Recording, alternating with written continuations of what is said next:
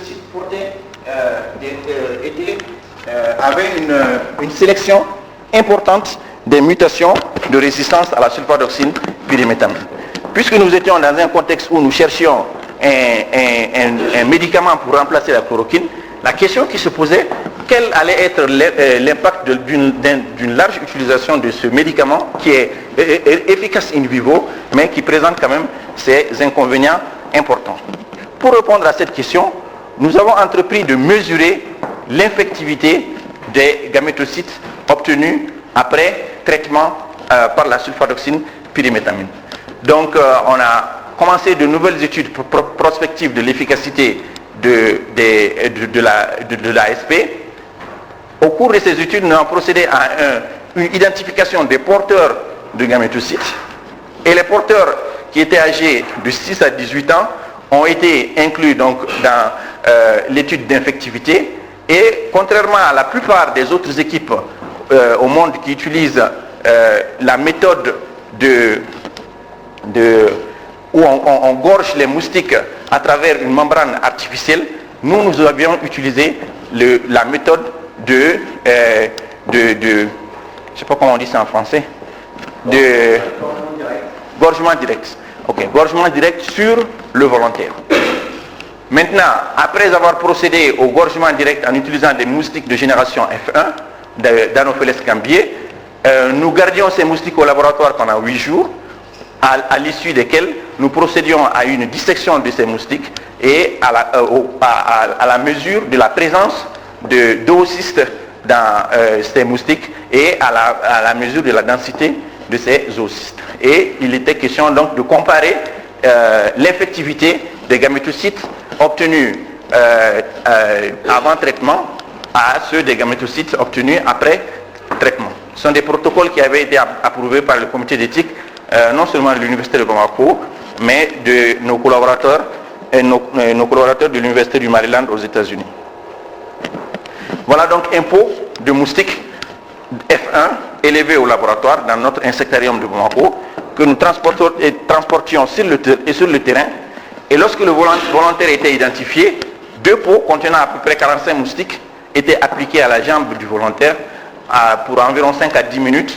Et après qu'ils aient pris leur repas sanguin, nous gardions les moustiques gorgés au laboratoire pour 8 jours.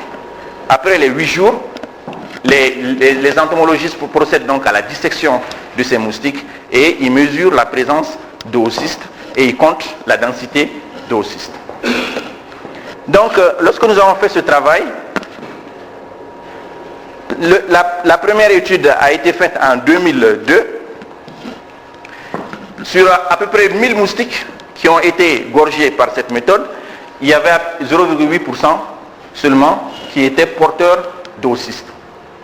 Et ce résultat était, lorsque je l'ai présenté lors d'un congrès, il y a un célèbre entomologiste qui m'a pris de côté et qui m'a dit « Je ne crois rien du tout à ce que tu viens de dire ».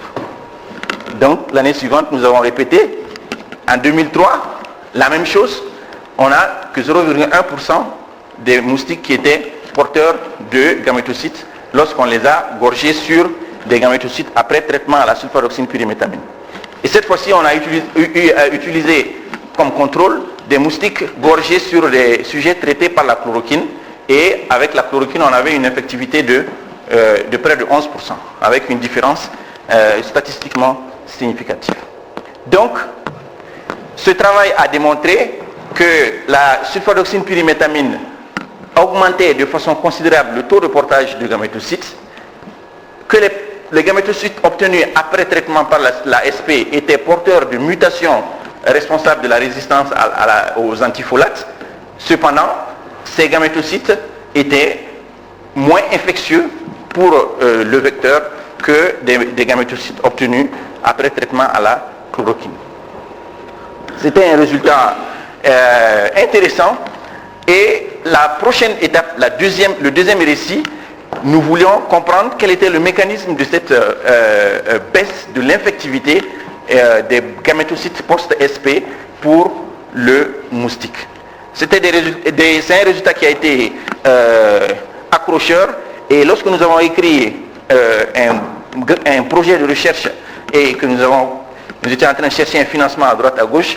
Et dans le même mois, il y a 2 bailleurs de fonds qui se sont proposés pour financer, pour financer ce travail.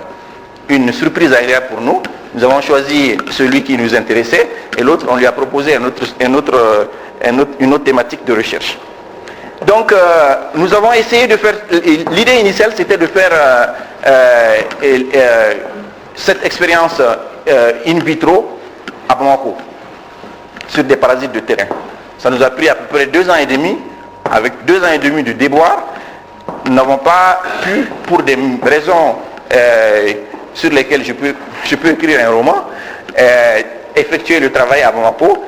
Donc finalement, nous avons envoyé une étudiante, Aminatou Kone, et nous avons initié une collaboration avec le groupe de Robert à Nijmegen, en Hollande, un groupe qui est pratiquement spécialisé dans la production des gamétocytes in vitro. Ils ont un système de culture, une usine de production de gamétocytes avec des appareils totalement automatisés où la maintenance et la production est totalement automatisée, un cadre pratiquement vraiment idéal pour ce genre de travail.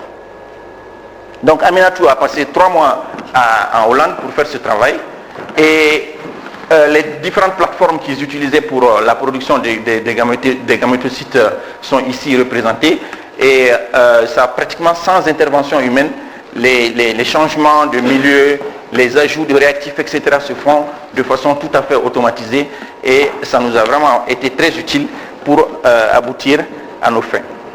Donc le suivi, pour l'induction de la production de gamétocytes, il suffisait de maintenir les parasites en culture sans ajouter de nouveaux globules rouges.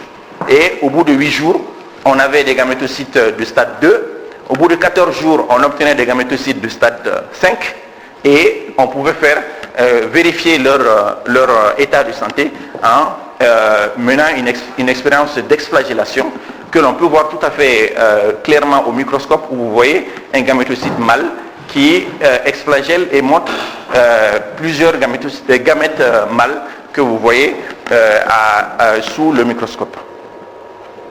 Donc, après avoir produit ces gamétocytes, nous avons entrepris, cette fois-ci, in vitro, de faire des expériences de gorgeage à travers une membrane artificielle. Donc, vous mettez votre préparation de gamétocytes dans cette cupule ici, et ça, c'est le pot qui contient les moustiques. Vous appliquez le pot à la cupule, il y a donc une membrane artificielle qui sépare la préparation des gamétocytes et les moustiques se gorgent et après vous pouvez les garder à l'insectarium et les disséquer 8 jours plus tard.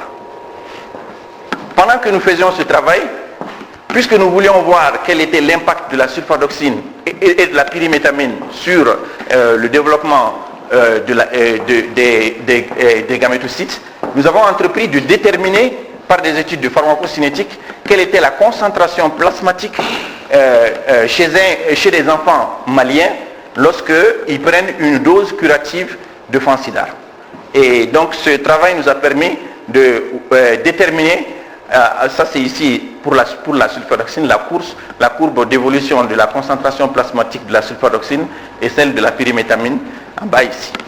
Ça nous a permis donc de déterminer qu'à J3, J7 et J14, en moyenne, les enfants avaient 61 microgrammes par millilitre de sulfadoxine, J7 34, J14 14.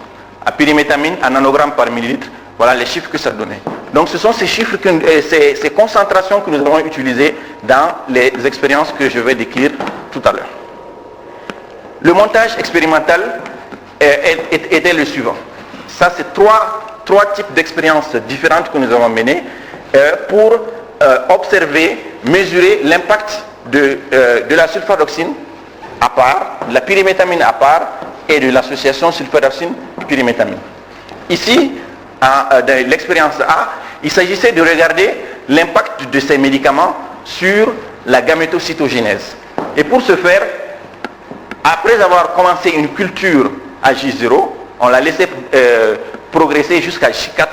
Et à J4, on commençait à ajouter des concentrations de J3, de J7 et de J14 de chacun des médicaments et de l'association des deux médicaments. Donc on ajoute les médicaments pendant quelques jours et ensuite on laisse les cultures sans médicaments et à partir de J14 vous avez des gamétocytes de stade 5 matures et on procède à l'expérience d'infectivité à travers la membrane que je viens de décrire et on garde les moustiques pendant 8 jours et on procède à la dissection 8 jours plus tard. Donc ça c'était pour mesurer l'effet sur la gamétocytogénèse. Maintenant en B, nous voulions mesurer l'effet sur des jeunes gamétocytes. Pour ce faire, on laissait la culture progresser jusqu'à 8 jours, stade auquel on observe des gamétocytes de stade 2, de jeunes gamétocytes de stade 2 dans la culture.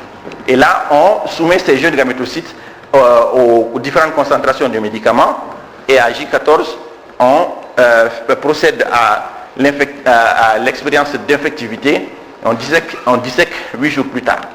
La dernière expérience, il s'agissait de laisser des gamétocytes sans aucun traitement pendant 14 jours jusqu'à obtenir des formes matures des stades 5. Et là, on procédait simplement à un mélange du médicament, des différentes concentrations du médicament avec la préparation des gamétocytes avant de faire le gorgeage et la dissection 8 jours plus tard. Voilà, les résultats auxquels on a abouti, ici, pour l'expérience A, qui était l'induction de la gamétocytogénèse, à partir de J8, on obtenait également, effectivement, beaucoup plus de gamétocytes de stade 2 dans la culture que lorsqu'on la comparait au contrôle. Et au stade 5, également, on avait les gamétocytes apparemment normaux de stade 5 en nombre plus élevé que dans les cultures contrôle. Donc nous avions une in vitro, une reproduction de ce que nous avions observé in vivo, c'est-à-dire l'augmentation du taux de portage de gamétocytes. Et donc ce travail montrait que la sulfadoxine, tant la sulfadoxine que la pyrimétamine, que leur association induisait la production de gamétocytes. Maintenant, lorsque nous avons soumis des jeunes gamétocytes aux différentes concentrations de médicaments, ici vous voyez les gamétocytes contrôle qui sont tout à fait normaux.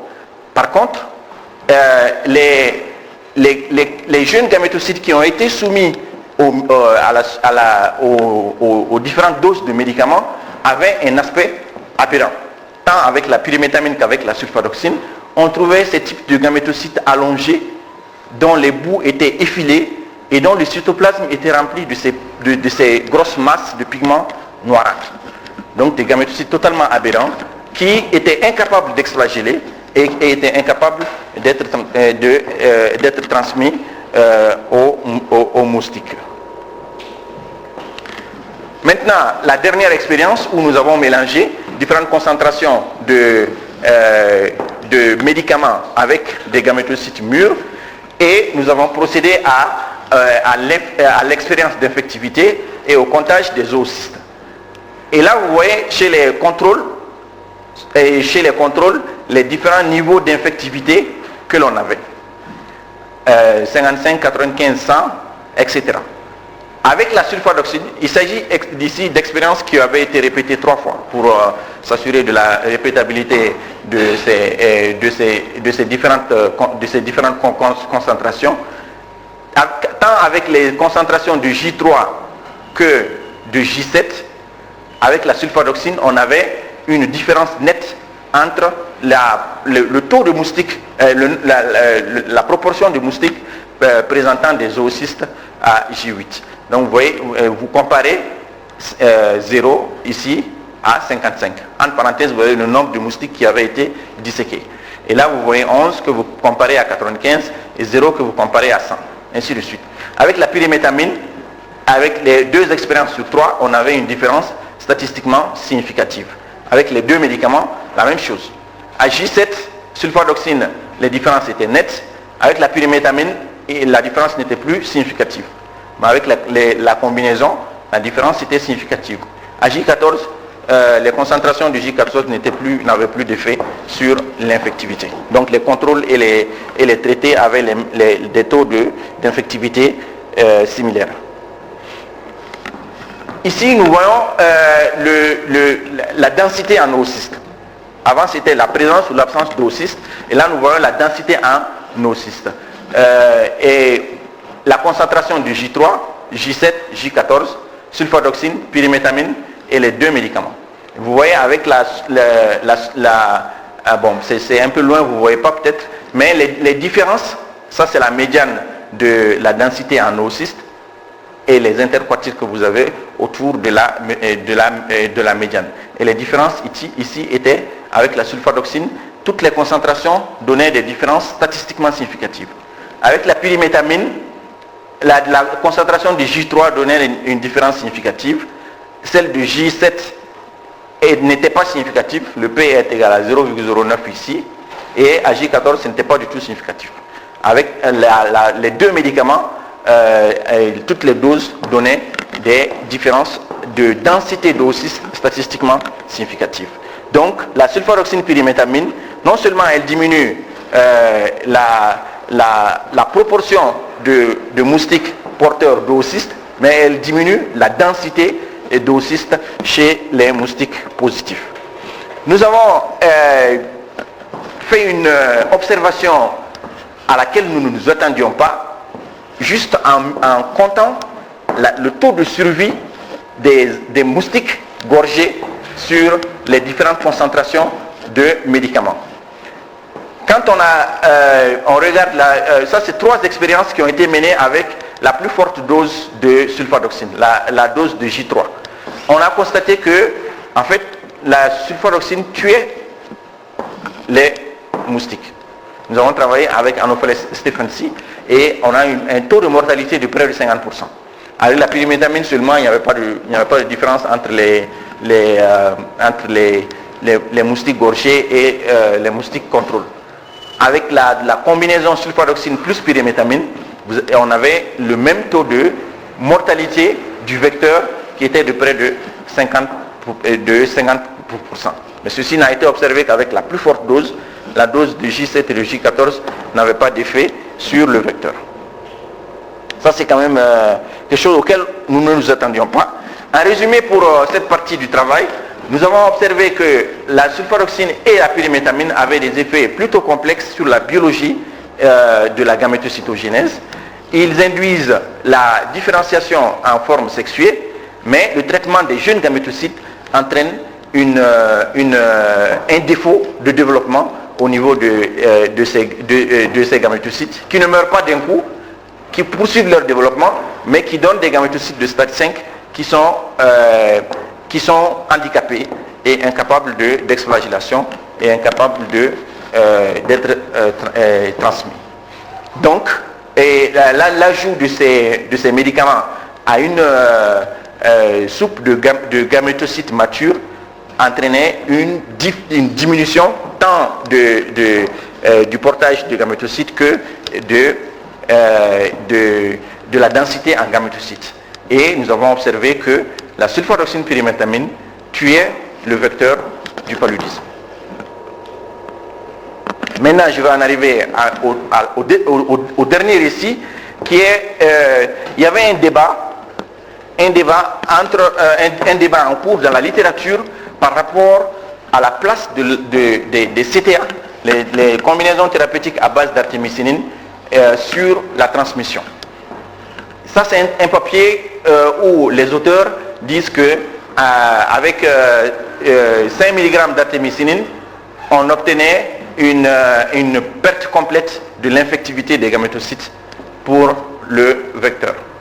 Il y a un autre auteur, Rick, qui a trouvé que l'administration du dérivé de l'artémisinine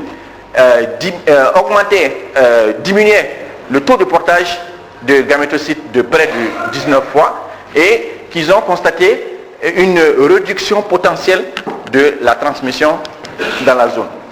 Et donc, dans la littérature, on commençait à voir tout le monde trouvait que les dérivés de l'artémisinine entraînaient une réduction du taux de portage de gamétocytes et en déduisait que cela entraîne une réduction de la transmission, et on commençait à présenter les CTA comme étant un facteur de réduction de la transmission en plus de son effet sur le parasite lui-même. Cependant, il y avait quelques papiers qui avaient une voix discordante. Cette étude concluait que leur travail m'ont montré que le potentiel de transmission du paludisme demeurait élevé malgré l'utilisation de combinaisons thérapeutiques à base d'artémisinine.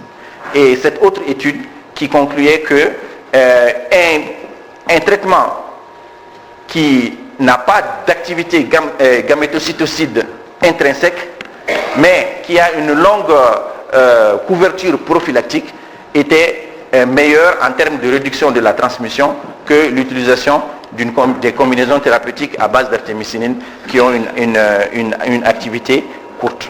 Donc ce débat était dans la littérature et nous avons voulu en savoir plus dans notre contexte avec les outils que nous avons. Donc dans le cadre d'un travail plus large, nous nous sommes impliqués dans la mesure de l'impact de l'artésunate amodiaquine, et l'artésunate sulfadoxine pyrimétamine et l'artéméter lumefantrine sur la transmission du paludisme. Au cours de cette étude, comme tout le monde, nous avons trouvé que après correction moléculaire, chacune de ces CTA avait une efficacité de près de 100%. Ça, c'est pas nouveau, presque tout le monde trouvait ça. La même chose quant au taux de portage de gamétocytes. Chacune de ces CTA entraînait une réduction drastique du taux de portage de gamétocytes. Si vous avez traité ces sujets avec l'ASP, vous allez trouver une courbe comme ça. Et vous voyez avec les dérivés de l'artémisinine, le taux de portage de gamétocytes dans la population est significativement réduit. Là aussi, c'est la même chose que tout le monde trouvait. Maintenant, nous voulions savoir quel était le potentiel, l'infectiosité de ces gamétocytes post-ACT pour le vecteur. Et nous avons donc utilisé le même type de protocole que j'avais décrit tantôt. Et cette fois-ci, le travail était en train d'être fait à Sikasso, à Boula-Amo. C'est un village périurbain, mais qui est situé à près de 400 km de Bamako. Donc à 4 heures de route. Et l'idée c'était il n'y avait pas d'insectarium là-bas, et on s'est commencé à se tirer les cheveux sur comment on va faire pour amener les moustiques de Bamako. En fait, on a commencé à amener les moustiques de Bamako, mais avec le transport déjà, les 2 tiers mouraient avant d'arriver à Sikasso. C'était pas une solution viable. Ça, c'est une vue du village de Boula-Amo. Et finalement, nous avons décidé de louer la maison de quelqu'un quelque part dans le village, et nous avons décidé d'utiliser cette maison comme insectarium. On a mis des tôles pour diminuer un peu la lumière qui rentre dans la maison, et c'est une maison en banco. L'intérieur, voilà ce que ça donne. Ça, c'est les différents pots que l'on utilise avec le sucre, etc., pour nourrir les moustiques. Et tout ce qu'il y a comme d'outils sophistiqués là-dedans, c'était ce hygromètre qui permettait de mesurer l'humidité dans la chambre. Et lorsque ça descendait au-delà d'un certain niveau, on versait de l'eau sur le sol, faisait remonter l'humidité. Et voilà, ainsi on a pu produire sur place des colonies de moustiques qui étaient disponibles immédiatement. Ça, c'est le jeune entomologiste qui s'est occupé de ce travail, Cheikh Oumar Koné. Le jour où il fait sortir ces plateaux de larves, il reste là jusqu'à 15h, 16h. Ensuite, il les fait rentrer. Et ça permet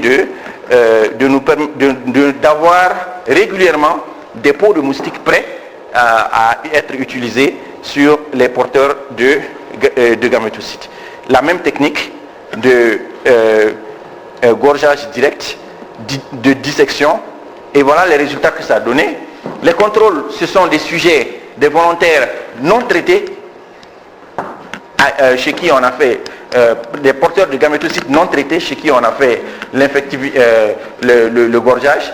Ça, c'est les sujets traités avec l'association artésunate sulfadoxine pyrimétamine. La différence n'était pas significative. Par contre, avec les sujets traités avec l'artésunate amodiaquine et les sujets traités avec l'artéméter lumefantrine, le coartem, on a constaté une augmentation statistiquement significative de l'infectivité des gamétocytes, chez ces sujets. Donc, pour résumer ce dernier volet, les combinaisons thérapeutiques à base d'artémisinine, ils diminuent le taux de portage des gamétocytes, on est d'accord. Cependant, la notion, l'idée que l'utilisation des CTA va automatiquement faire chuter la transmission est peut-être pas totalement correcte, en tout cas en Afrique au sud du Sahara. Voilà. Donc, comme élément de discussion, nous avons trouvé, il y a une étude qui a été publiée dans Malaria Journal et qui avait montré que l'effectivité était pratiquement 3 fois plus élevée lorsque l'on utilisait le gorzage direct, donc en appliquant sur la jambe du volontaire, que lorsque l'on utilisait le gorgeage par la membrane artificielle. Et ça, c'est un extrait d'un papier où l'auteur, les auteurs expliquent que avant de procéder à la technique de gorgeage par membrane, ils séparaient le plasma par centrifugation. Ensuite, ce plasma était remplacé par du sérum non humain pour ne pas... Et ces différentes étapes étaient faites dans le but d'éviter les interférences que le sérum, le plasma du sujet pourrait avoir avec le processus de l'infectivité. Il y a donc création d'un contexte totalement artificiel dans lequel on procède à la mesure de l'infectivité lorsque l'on utilise les membranes artificielles. Nous concluons en disant que l'élimination ou l'éradication du paludisme va nécessiter la mise au point de médicaments efficaces, nouveaux, sécuritaires et effectivement gamétocytocides. Nous ne sommes pas convaincus que les dérivés de l'artémisinine soient gamétocytocides. Nous avons besoin d'outils plus sensibles pour la mesure de la viabilité des gamétocytes. Comme vous l'avez vu, avec l'ASP, on a beaucoup de gamétocytes, mais c'est les gamétocytes handicapés qui sont incapables d'être transmis. Et les études de terrain doivent être faites de façon aussi proche que possible de la nature.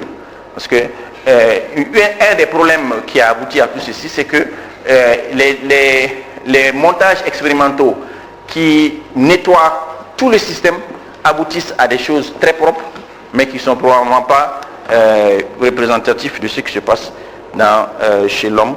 Et après, on a des surprises et on se cogne la tête contre le mur.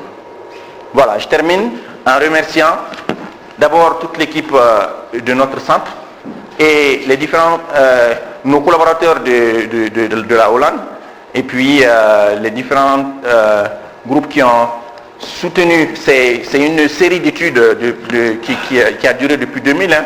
Notre gouvernement, MIM-TDR, a supporté les premières études, le NIH a supporté une partie, le FOGARTI, on a utilisé une partie du financement PAL+, pour certaines des études, et les travaux sur les CTA étaient supportés par Sanofi Aventis, et notre groupe est supporté par Howard Hughes et les CTP. Et tout ce travail a été en fait réalisé par les jeunes de mon équipe. Je vous ai montré le travail de Aminatou, et qui a fait la partie de in vitro, Béa qui a fait la partie in vivo, les premières études in vivo, et le travail sur les derniers travaux sur les CTA à Bougoula a été piloté par le docteur Fofana, et vous reconnaîtrez le grand monsieur Willy qui faisait sa thèse en ce moment. Et tout se passe dans un contexte de formation et de développement de capacité. Et Béa, comme je vous l'ai dit, est maintenant dirige son groupe en Guinée. Et ce jeune homme est un Nigérien qui est maintenant parti retourner au Niger, où il est en train de s'installer à la faculté des sciences et commencer à travailler là-bas. Et Ina, c'est là qui a aussi contribué aux travaux et est maintenant en train de faire une thèse à l'université de Pennsylvanie avec David Roos. Et Aminatou est en deuxième année de thèse à l'université de Nijmegen. Et le chef d'équipe, celui qui vient après moi maintenant, le docteur Tekete, s'apprête à aller commencer sa thèse en pharmacocinétique à l'université de Heidelberg. Donc, nous sommes dans une mouvance de développement des capacités et dans quelques années, nous allons commencer à faire parler de nous, Inch'Allah. Merci pour votre attention.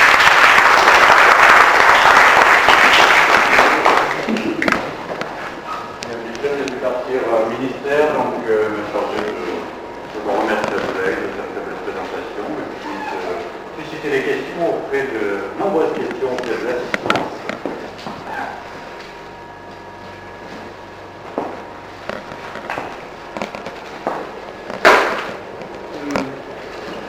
Merci monsieur Soubé.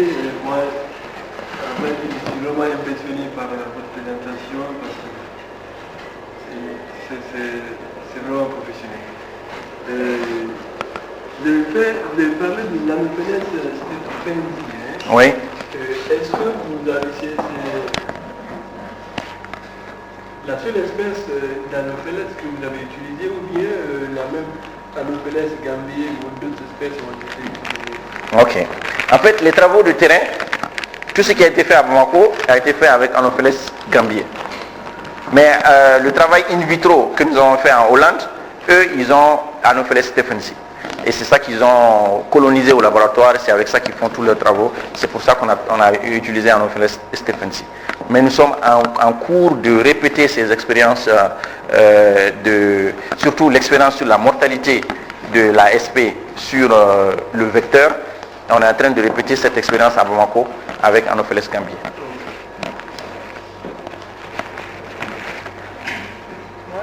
Je voulais, quand l'étude a eu lieu, jusqu'à maintenant,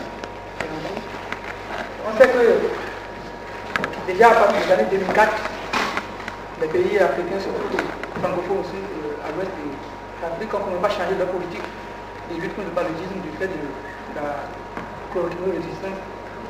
Je voulais savoir si cette étude qui est vraiment superposée à cette période a eu une influence sur la politique que le Mali a retenue. Ok.